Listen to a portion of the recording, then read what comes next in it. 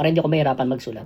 Nag-advance writing ako ng dalawang main ingredients ng episode, yung jokes tsaka trivia. So yan, may nakasulat ako dyan. Oh. Meron akong jokes factory. Tsaka meron akong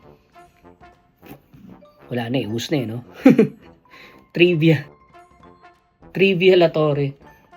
Hindi mo kilala? Hindi mo kilala si Sylvia Latore? Susulat ko yun dito. Alam ko siya yung unang kumanta ng Bahay Kubo noong 1966. Isulat ko nga rito. Dagdag ko yun dito. Tapos tong jokes na to, tingnan nga natin. Parang alam ko na ko na to eh. Naibanat ko na tong semester eh. Semester knock-knock joke ni by Kim Chu. Di mo alam? Uy. Ikaw na ba semester, right?